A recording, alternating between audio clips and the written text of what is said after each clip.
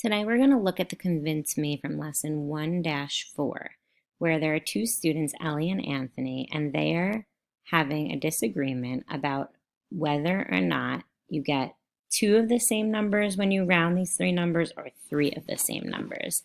So Ellie says she rounded all three of these numbers and got the same number for only two of them, while Anthony says he rounds these numbers, he gets the same number for all three. So the first thing that we want to think about when rounding numbers is what place value we are rounding these numbers to. So one place value that you could be rounding numbers to is the thousands place. So let's first try to round to the thousands place each of these numbers. So when I'm rounding to the thousands place, I think about the number line.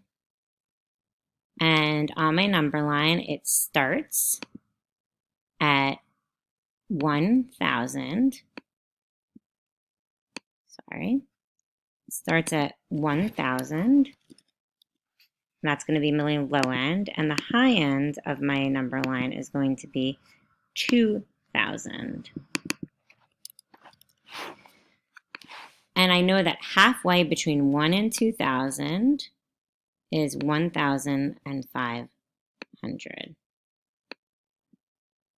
So I'm going to put that in the middle. And I do this because I want to think about where the number that I am rounding falls on this number line. Does it fall in between 1,000 and 1,500, or does it fall between 1,500 and 2,000? And that's going to help me think about where I am rounding my number to. So 1,483. Does it fall on the first half of my number line or the second half? Well, I think that 1,483 falls right, falls right about over here. Right there. So that means that it rounds to 1,000. So I'm just going to write it right underneath. So I have it. This rounds to 1,000. 1,250 also falls before 1,500, about right here. So that also rounds to 1,000. What about 1,454? Does it fall between 1,000 and 1,500 or between 1,500 and 2,000? Good, it falls between 1,000 and 1,500. Actually, right before 1,483. So it falls right about here. So that also rounds to 1,000. Ooh, so which student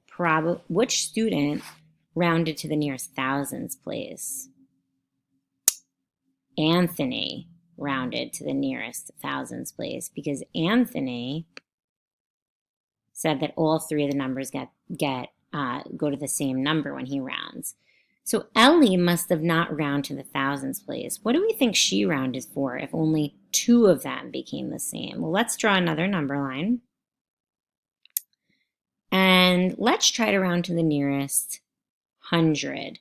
So we have 1,483. So the low end would be 1,400 and the high end would be 1,500. So 1,400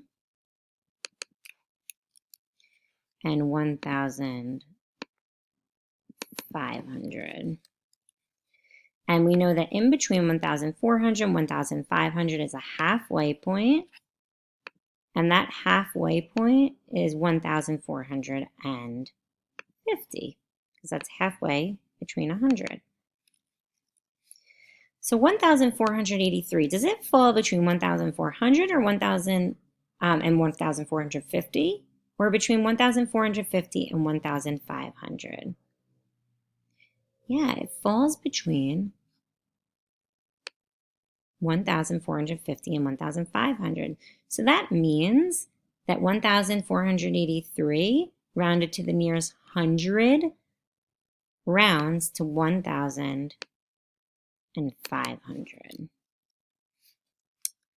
What about 1,454? I know that that has the same endpoint, so I'm going to go to that next. And what part of the number line does that fall in? That also falls in the second part of our number line. So that also rounds to 1,453. 1,500. So we already have two numbers that are the same. Does 1,250 round to 1,500? Definitely not. It has to round to either 1,200 or 1,300.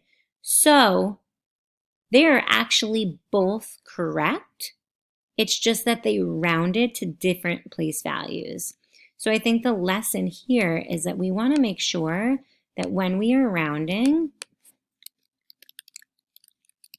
we are always clear on what place value we need to round to, whether it is the thousands,